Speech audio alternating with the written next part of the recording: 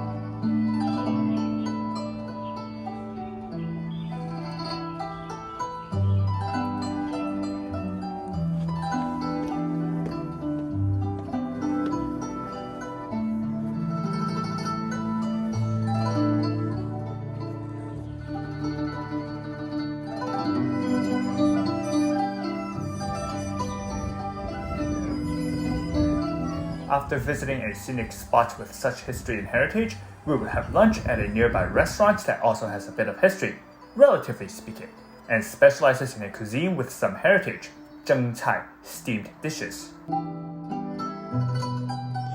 Those of you who know me personally, especially from the gym, must be thinking, dude, don't you eat steamed foods every day?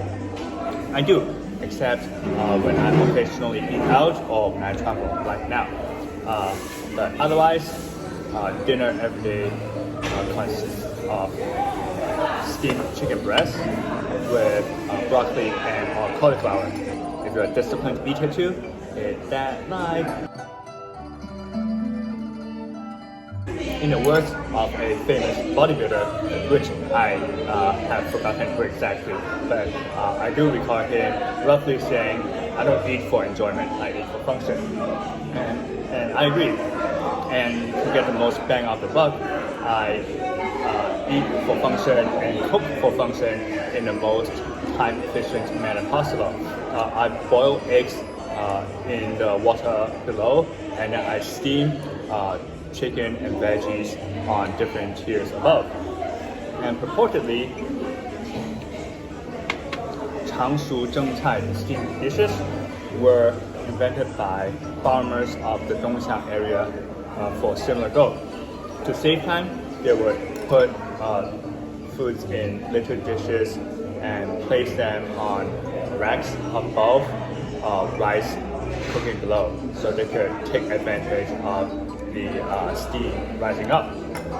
What's more, some of the steam would condense into liquid and moisten the foods being cooked.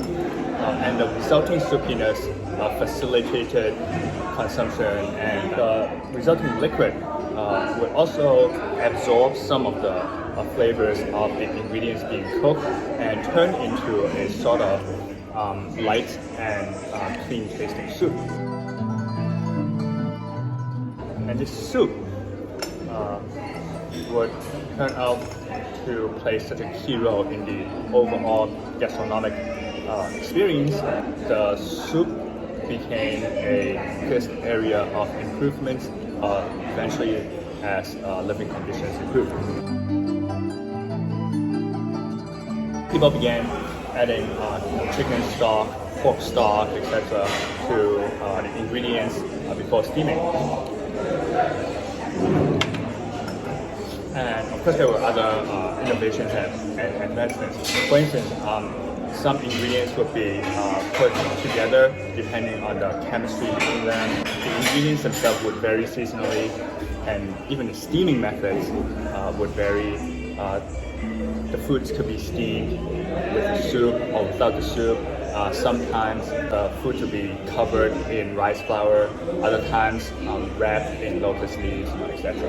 And to ensure even doneness of the different ingredients, the foods will have to be cut certain ways into different shapes and sizes. So tons of nuances. It's not just set it and forget it. Much more sophisticated than how I steam my foods and much more delectable. One reason why I steam my chicken and veggies instead of boiling is because they can remain separated. The pear already tastes bad enough as is, and I don't want the white goo oozing from the chicken breast to contaminate the veggies and make things worse. And that is also one advantage with Changshu zhengcai. The different ingredients, they largely retain their individual character, while the crucial soup ties everything together. The steamed cuisines of Liuyang and Mianyang are also well known across China. A few of their dishes or steamed dishes of other areas feature cooking liquid that you could drink like a soup. Perhaps this is also one distinction of Changshu's steamed cuisine. When feasible, come and see the real beautiful China. Come savor the flavors of Changshu. 再见。